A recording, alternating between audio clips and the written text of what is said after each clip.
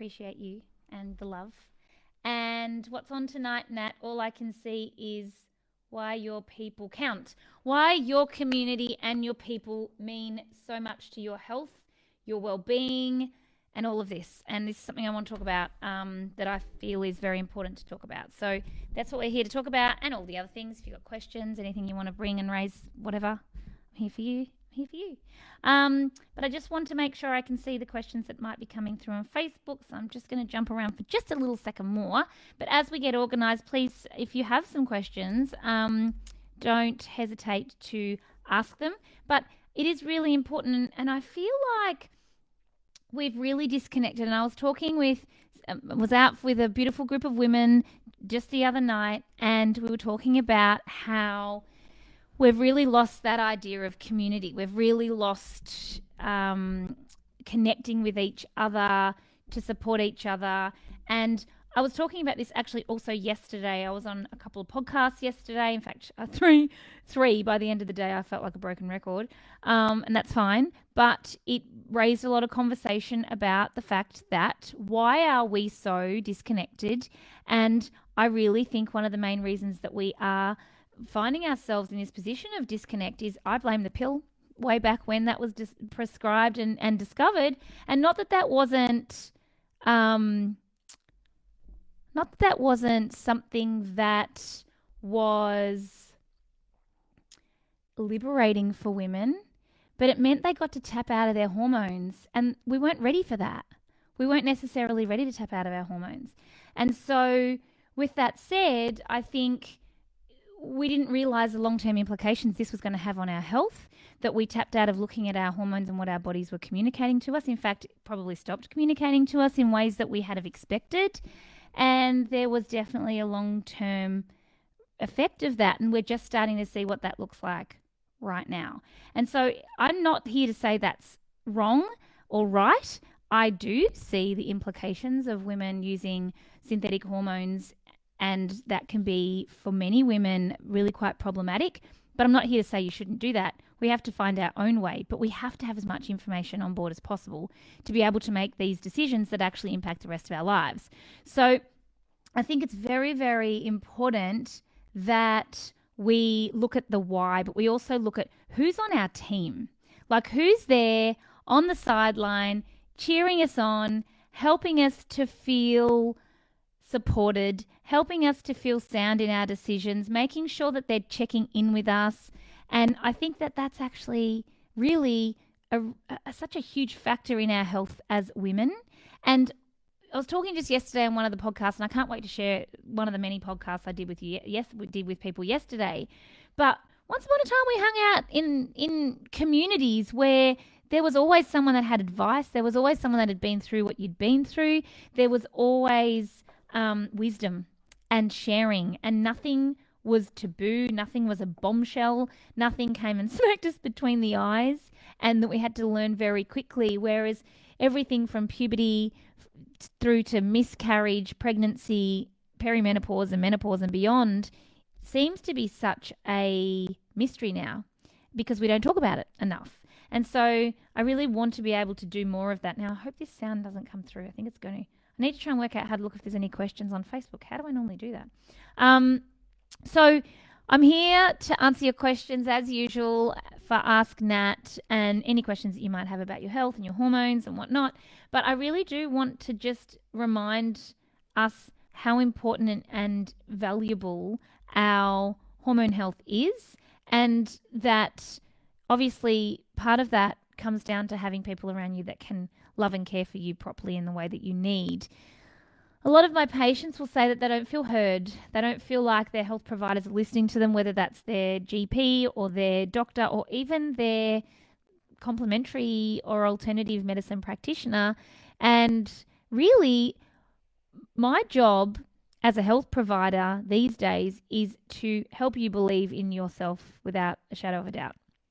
And when you have all of the information that you need and the self-belief that you can get through whatever it is that you are faced with, pretty much anything's possible.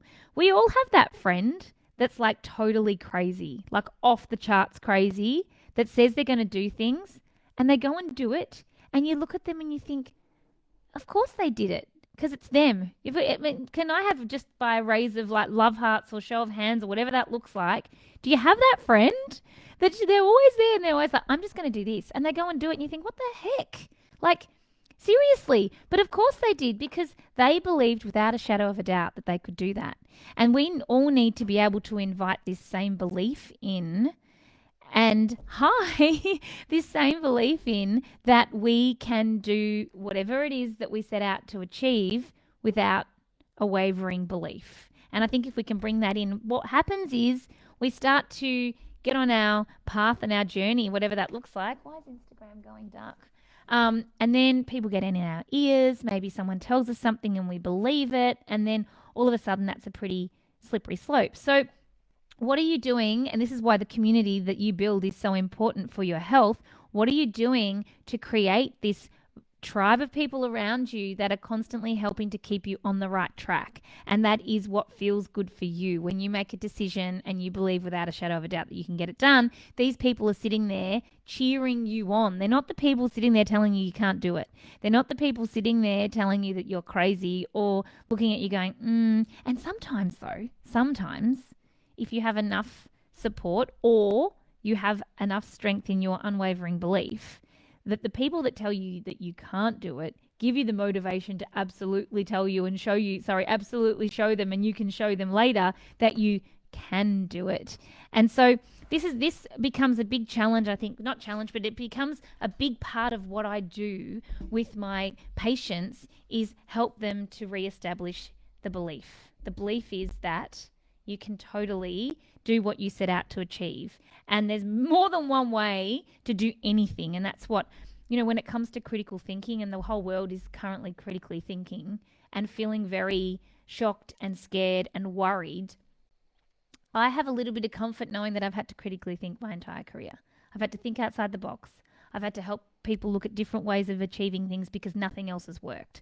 I've had to help them to believe in their body and totally embrace their body and understand that they're in charge, and they're not some spectator watching their body do whatever it's doing. They're actually living it in the moment. And so I think that I want you to borrow a little bit of that from me. If you don't believe in it yourself, I've been here long enough to tell you it's going to be okay, and B, can you borrow a little bit of my belief in you and in the collective that this thinking outside the box is not a new thing. It's really not. But I want you to find some comfort in that, because what I'm also collectively seeing is not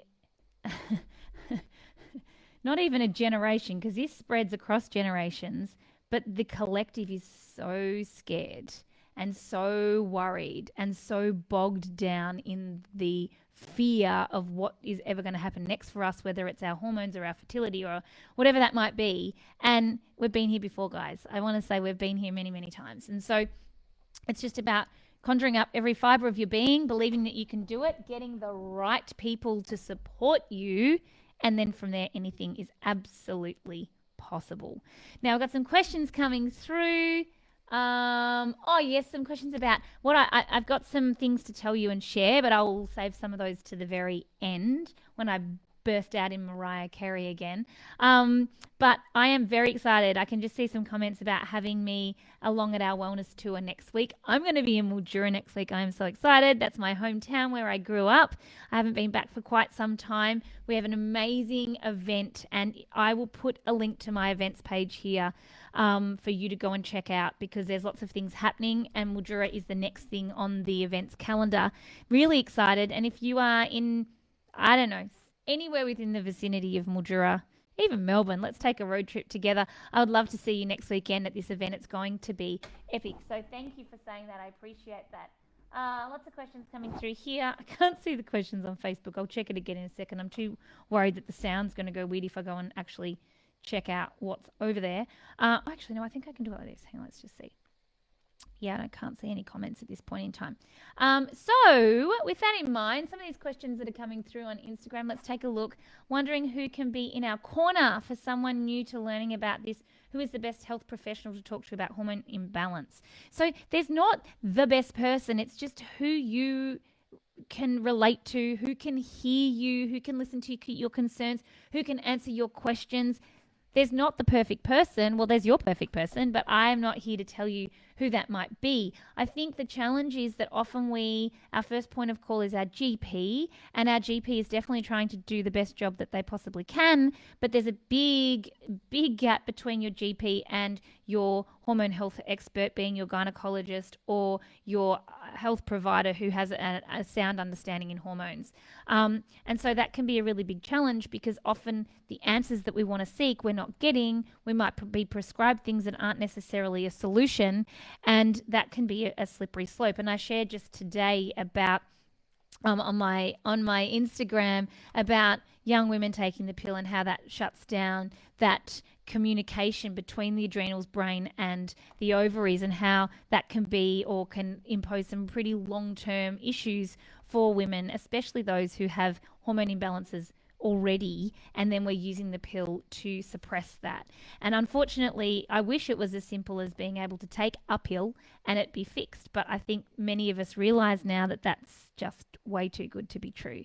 And whilst the pill can give us some short-term relief and some short-term help and support, it isn't necessarily going to fix the problem. So it's not that it's wrong, it just doesn't fix anything. And if you're all about fixing the problem, then we need to look at long-term solutions, not short-term solutions. So there's not one best person. Sometimes that's building a network of people. And I work with a lot of doctors. I work with a lot of healthcare providers to be able to provide a collective effort for patients. And I know that sounds overwhelming, but you just start with one. And then you look at what you need next, what questions aren't being answered, what solutions aren't being met, and then you can go from there. But I mean, there's a lot of people that are here to help, and there's a lot of information that's available to you. It's just about doing something at this point in time. If it can feel very overwhelming and you don't know where to start, it's not about the end point. It's just about the first thing that you can do to do something to move forward at this point in time. And if you're met with roadblocks or you're met with answers that aren't necessarily feeling good for you, then that can be a very good indication that you need to look outside of that and look elsewhere. So that would be my best recommendation. Yeah, you're saying that these health providers cheer your wins and help you will help you when you're down. I think that's supposed to say periods too, right? When you're down periods. What do you believe about the phrase trust and verify before truly trusting someone? We have to have a rapport with somebody. We have to trust somebody. They have to be on our team, and we have to feel like they're on our team. I mean, of course, you want to have somebody who is reputable. And, you know, that has qualifications, that has experience, that knows what they're doing.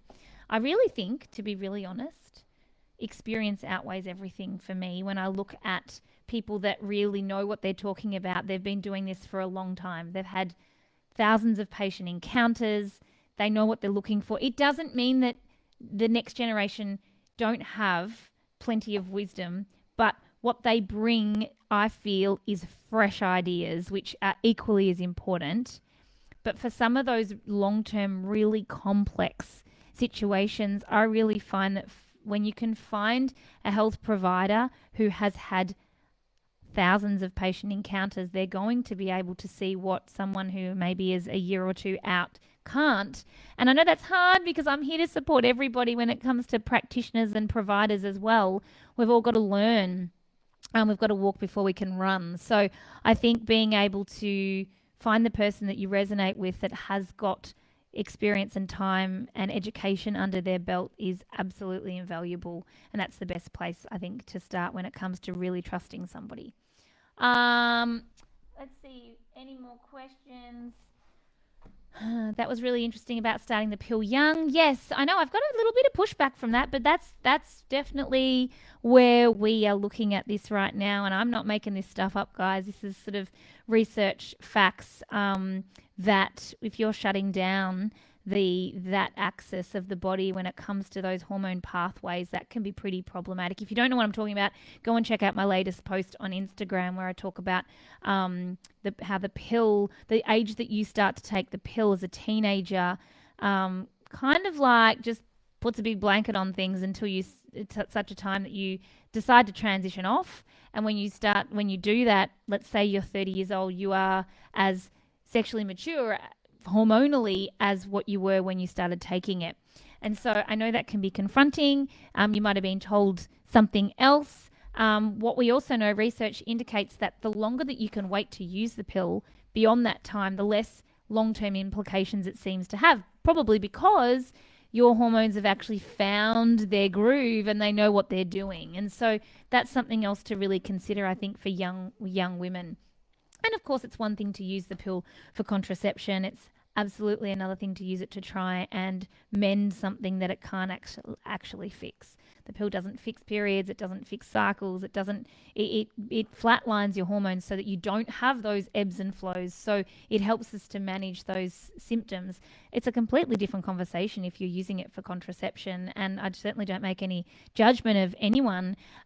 What I want women to be able to do is make these informed choices with as much knowledge as possible, so they don't get to being 35 and saying, I wish I knew this earlier. And that is probably one of the most common things I hear women say to me in the clinic. I really wish I had have been told this and I didn't have all of the information. And I don't know whose fault that is. I think there's a bit of a flaw in the system. It's unfortunate when we're prescribed. We go to our GP often and they're there to provide us with a service and find us a solution. But they're not there to read you every page of the pamphlet that comes with it as to the pros and cons. And sometimes we do not know how you will respond until you start to take it. So often we don't know until such a time that happens. However, if you can look at the history and you can look at your mother and how she may have responded to synthetic hormones, then that's a good indication of what it might be like for you. It's not always going to provide you with all of the information, but it's definitely a place to start. I came across your stuff because my naturopath posted something and I followed the rabbit hole. I've just found people for where I'm at, and then it's just the next step. I love that you've said that. It's just about the next step. It's all you've got to worry about. Don't worry about the end goal. Know where you want to go, don't get me wrong. But don't worry if you're not there yet. It's just that you're doing something, and there's one foot in front of the other. And that's really important for us to be able to just keep doing rather than, and look, standing still is not the worst thing that we can do until such a time that we're ready to move forward. So we're not here going, you must do this, you must do that. It's just, here's some information, what's going to be best for you, because what's best for you is going to potentially be different for me. Another new follower. Love your post. Thank you. Very kind. Any comments over? Oh, we've got some comments on Facebook. This is an open forum to ask questions that you wish you knew it earlier. Cara said, so well said. Yeah, Emma, totally. We're here for a little while, not a long while. Another sort of 5 to 10 minutes, just depending. I'm going to take a drink of water because I can. What else we got here? I have cystic acne for 28 years. Only got better when I was in second and third trimester pregnancies. Oh, I know this one.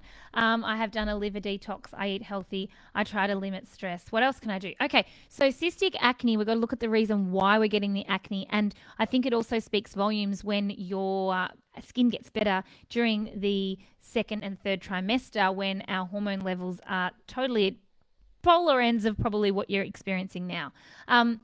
I think you probably want to look at what your estrogen levels are doing in correlation to your progesterone and just analyze that. Also, in my book, I talk about where your acne is, and that tells you so much about the presentation of what's potentially happening inside. So if you're experiencing acne around the mouth, we often look at that's indicative of the gut and the digestive system, as opposed to the jawline being more hormonal. The cheeks can be definitely hormonal and very often related to PCOS. And so various areas tell us what your body is trying to communicate to us as to how we would treat that. The other thing you need to look at, is it cyclic? Is it worse at ovulation, or is it worse at the period time, or is it just always bad? And that helps you to also look at what else might be going on for you. But I would definitely be starting by actually just jumping on my website, typing in acne into the search bar, and you'll find a fair bit of info already shared there about that will hopefully help you go down the rabbit hole. But hey guys, the other thing I don't want you to forget, that if when you do head to my website, which is natkringoudis.com, there's the hormone worksheet that sits right there when you land, and that's literally a very quick questionnaire to help you work out what your hormone imbalance might be. And if you go and fill out that, then that might help you to be a little bit more curious as to what your symptoms actually mean, and allow you to be able to work out what to do next. It's not going to necessarily give you all of the answers because it can be complex. Sometimes it does. But again, like we've just been talking about, what do I do now? What do I do next? What's the next step? And that's all we really need to worry about. So I'd love for you to go and fill that out. That might give you some indication. Dark circles often definitely from where I sit, can often be indicative of the kidneys. It depends as well. Is it cyclic? Anything that's cyclic, we can definitely look at our hormones. Anything, now Facebook's cutting out, someone said. Danny, I think that everyone, I don't know, maybe there's an issue with the connection. Although, oh no, that's not you. Yeah, definitely look, if anything's cyclic, then look at it being from a perspective of your hormones and the influence that they have. I've had the copper IUD for 4.5 years. Last 18 months have had a heap of symptoms: dizziness, nausea, weight gain, anxiety, increased PMS issues, IBS and more. Thoughts on likelihood of copper toxicity? Yeah, so it would probably be a really good idea to go and have a look and get someone to test your hormone levels, and specifically also look at your zinc to copper ratio. Copper sucks the living daylights out of our zinc levels in our body, which can result in a whole lot of challenges and issues. So that might be a good thing to get your doctor to go and have a look at. I think the challenge with any implant is that they're often not monitored. So we have to kind of sit in the driver's seat when it comes to the Mirena, the copper IUD, any type of implant, Implanon, or even breast implants. We need to be regularly getting these things monitored and checked. And I don't think there's not often an end strategy. It's just the starting point and contraception that we think about. So definitely go and have a look at that. Also, Danielle, jump on my website, type in copper IUD. You'll get some information there as well, which might help you to understand a little bit more. But there's definitely something going on there. And I think you probably find that for a lot of people that do have or have a predisposition to thyroid issues, the copper IUD can be quite problematic because it does disrupt this copper and zinc balance. And zinc is one of the many things we need for our thyroid to function properly. So maybe that's a great starting point for you to check out. Told my tubes are blocked and couldn't be opened. Would you seek a second opinion? Tubes are very, very tricky, and if they're congested or blocked, they can be a challenge, especially if you're at a point where you're wanting to have children and you're trying to conceive. It's really hard for me to say without knowing more information, but I would definitely be looking into, if it's for fertility, I'd probably do what I need to do to be able to conceive and worry about what that might look like in terms of unblocking them after. Unblocking's not an easy thing. Look, stranger things have happened, but I think at the time that we decide that we're ready to have children, we need to be able to bring in the methods that are available to us for conception. When we don't have the stress of conception, and we might want to look and see if our body can actually do weird and wonderful things by way of recovery. Like I said, stranger things have happened, but the idea of conception can be stressful in itself. And so it is important that if that's the point that you're at in your life, that you go down the best pathway that's going to allow you to happen the safest and quickest. And so sometimes that does mean assisted conception. And look, we're so lucky we live at a time where there's so much available to us to allow that to be an option that is very successful for many, many people. So it's hard for me to say without knowing more, but that's where I would sit with that. What supplements would you recommend leading to an IVF cycle? Let's have another tricky one. Beside the taste test from a pharmacy. I don't know what the taste test is, but sorry, that was amalgamating two questions together. What supplements would you recommend leading into an IVF cycle, diet-wise? Okay, so my book, Well and Good, definitely sets you up for fertility and conception, regardless of whether it's assisted or natural conception. Without seeing you, it would be pretty dangerous to recommend supplements other than a quality prenatal and fish oil and a probiotic. That's where I definitely start with that. I mean, we support patients all the time with a supplement regime, and it's quite specific when it comes to IVF according to what their presentation is, and we do a lot of support with that. But it is something that's not just a one size fits all. So it's something that I would encourage you to speak to someone specifically about if you did want support with that. And there's lots of people that can help you. What's the best way to test zinc levels? I would just do a blood test for zinc levels. You can do a saliva test, but when just as a starting point, just start with a blood test from your GP and then go from there. It may or may not give you the information you want, but it's a good starting point. It should give you some indication. It definitely should. I would prefer a saliva test as a patient, but blood is a great way to start. I just had pink blood tonight when I went to the toilet. I haven't had my period in 4 months. Does that mean I'll get my period? I hope so. I don't know your history, but that sounds very promising and very exciting. And even if you don't get a period, at least you know your body's trying to do something. We can often get spotting at ovulation as well, or these peak times in our cycle where we see hormone fluctuations that happen pretty swiftly. So ovulation being one of those times and the period being another. So if it's not your period, it might be actually your body is trying to ovulate and show you that information, which is pretty cool. Oh gosh, there's lots of questions over here on Facebook now.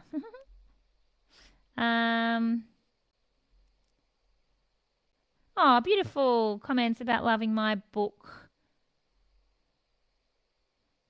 No, that's not true, but nobody's perfect. Someone's saying doctors aren't perfect. Kara's saying doctors aren't perfect. Nobody's perfect. Nobody. We're all human. We're all perfectly human. Why do I always feel like I'm going to throw up on my period? Oh, that's awful.